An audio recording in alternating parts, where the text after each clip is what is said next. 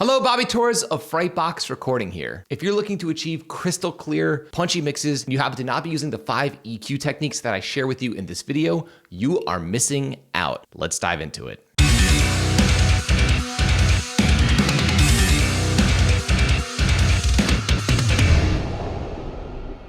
So before we dive into today's video, I just want to let you know that so many people send me their mixes, and the truth is, the large majority of them are making these exact same EQ mistakes over and over and over again. I hear it all of the time. And the good news is you don't need fancy tools to nail your EQ within your mix. You just need to understand how to use the stock EQ plugin within your DAW. To help you out with this, I've put together a simple, straightforward, quick EQ guide that showcases all of my starting points when it comes to the EQ on the individual tracks within my hard rock and metal productions. You can reference this guide at any time, especially when you start your mixes, to set yourself up for success and achieve more professional sounding results, again, just with a basic DAW and a stock EQ plugin. EQ does not have to be complicated. People like making it complicated on YouTube, but in reality, it ain't rocket science. So in this video, I'm highlighting 5 simple EQ moves that I don't hear people utilizing enough within their home studio produced tracks. The pros do this,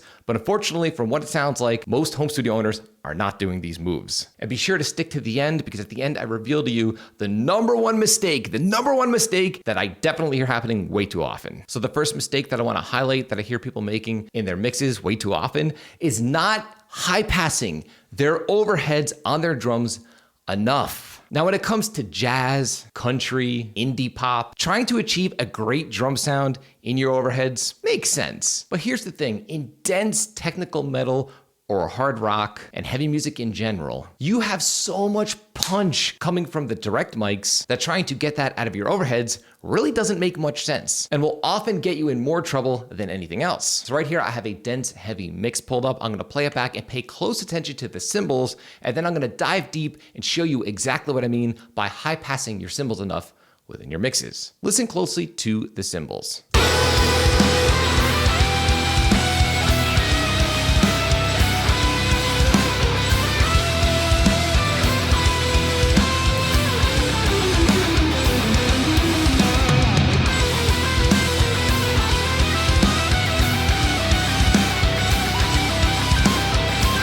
So as you can hear, we have a super thick mix, nice punchy drum sound. But here's the thing, when I solo the cymbals, let's take a listen to them.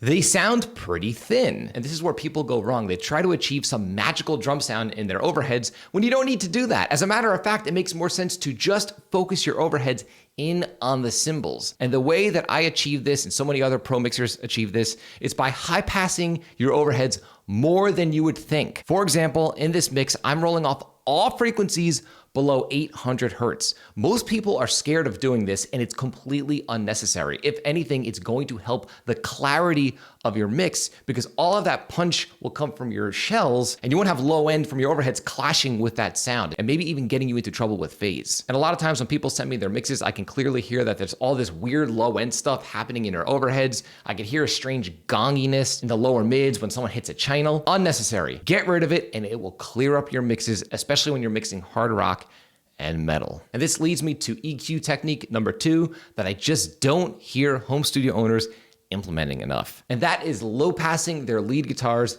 enough within the mix. Now, so many of us are guitar players, and here's the thing. You cannot make every single guitar track sound amazing. When you do this, you end up with a mix that doesn't sound amazing. Now, let me just clarify what I mean.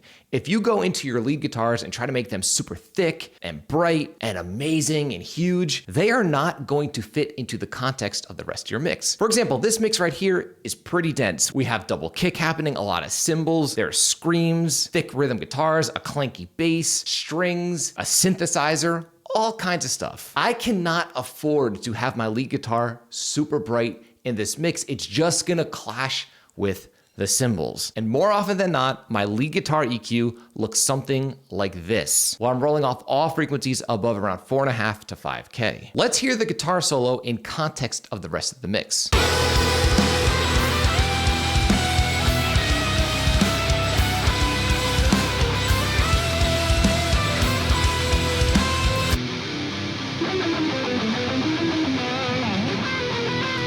So if you notice, the rhythm guitars are nice, thick, and bright, but the lead guitar is a little darker and even a little thinner sounding. But it works within the context of the production because the lead guitar does not have to be ultra bright to get the job done. We already have so much happening in the top end, making the lead guitar bright is just gonna clash with the other high frequency elements in the mix, which will actually muddy up the mix. By getting rid of all this extra top end, you're focusing your leads in the mid-range and allowing your mix to breathe more, which will produce a much clearer mix at the end of the day. So remember, when in doubt, low pass your leads more than you would think. They don't have to be bright and crisp and super duper amazing sounding on their own. It's all about how they sound in context of the rest of the mix. That's why it's called mixing. And this leads me to EQ technique number 3 that I don't hear people implementing enough. And that is rolling off all frequencies below 30 to 40 hertz on your drum bus. Now, this is not really an obvious thing that most people think to do because, I mean, you want to keep your low end intact. You want your kick to be kicking in the subs. But the truth is, most frequencies below 40 hertz on a kick drum are junk and will eat up headroom on your tube bus, which will make mastering difficult. And a lot of times people complain that they can't get their mixes loud. And one of the main reasons for this is because so much headroom is taken up by the deep subs that are actually taking away from their mix in general. And it's coming from your kick drum or your drum submix. If you high pass your drum submix, it's going to take care of your kick drum. And that's how I like to do it. So for example, on my drum submix, I'm rolling off all frequencies below 43 hertz with a super steep high pass filter. People ask me, aren't you concerned about phase? No. Don't worry about it. Just get rid of those frequencies. That's more important. I remember I used to struggle making my masters loud and my limiter would always distort and it would confuse me that my mix didn't sound loud, but would be reading loud on a meter. And once I started implementing this technique and just getting rid of all the super deep subs on my drum bus, all of a sudden it made mastering so much easier because there is a lot of potential low frequency energy on kick drums that are just not necessary. And in my experience, everything above 30, usually 40 hertz is where it's at. Everything below that is just gonna eat up headroom for absolutely no reason, and it's gonna make your mix quieter. And who wants that? And this leads me to EQ technique number 4 that'll help clear up your mix that people don't implement enough. And that is rolling off enough lows on your vocal tracks. Remember, it's called mixing. If you want your mix to be dense and powerful, you can't have every element super thick and super dense. Then you're just gonna end up with mud. If your kick is kicking in the subs and your bass is sitting above that and your guitars are sitting above that, it's hard to have a ton of low end on your vocals. They're just gonna compete with all of those other low frequency instruments. So let's take a listen to the vocals within this mix.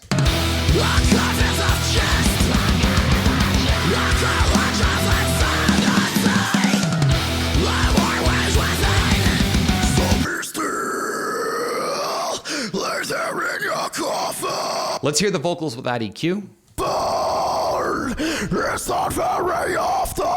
Tons of junk in the low end we don't need. With the EQ engaged, I'm rolling off all frequencies below 130 hertz. Let's check it out. So yes, the vocals sound thinner in isolation, but who cares? They sound great in context of the rest of the mix.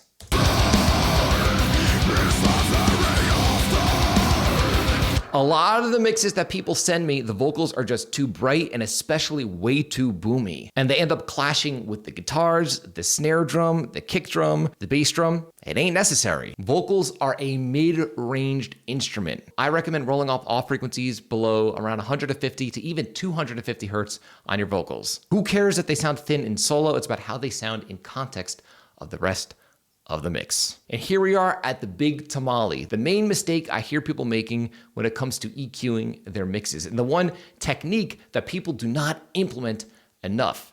And are you ready? It's to not over EQ your master bus or the overall EQ on your mix. Let's look at how much EQ is going on in this particular mix. If you look here, almost none. I've got about 2 dB of a roll off with a low shell filter just to clean up some of the low end, about a half a dB cut at 170, and about a dB cut at 2K. That is it. I have people, again, a lot of subscribers will send me their mixes and say, oh, well, I'm using MS processing and I'm cutting 130 out of the left speaker and I'm boosting 2K out of the right speaker. And here's the thing. In my experience, that's not the way to do it. The way to do it is to balance your mix within the mix itself. If you ever feel like you have to reach to your master bus EQ and do anything crazy, then there's something wrong with the actual mix and it never ends up turning out the right way. It's always best to just get your mix balanced and right at the source without having to rely too much on your master bus EQ. Now, I'm not saying to never use a master bus EQ. I'm doing it right here with a stock plugin just to add that little bit of extra gloss, a little bit of extra low frequency cleanup on my mix. But I did it at the very end of the mix when I was already 99% happy with the mix as a whole. You have to remember, any move, any EQ move that you make on your master bus is affecting every single instrument in your mix. And a lot of times you will end up chasing your tail,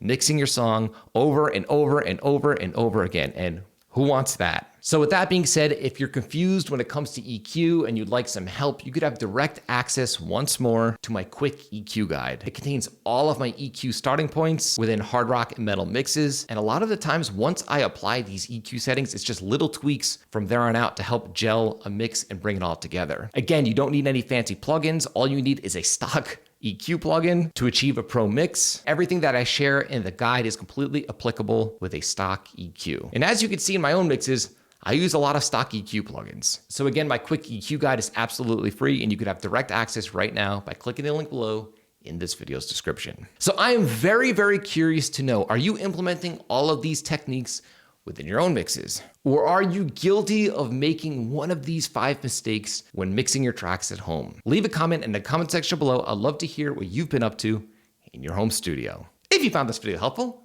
like, comment, subscribe, share, and do not forget to click that little bell icon so you can be notified every time I upload one of our weekly videos on all things metal and rock production. Till next time, happy mixing.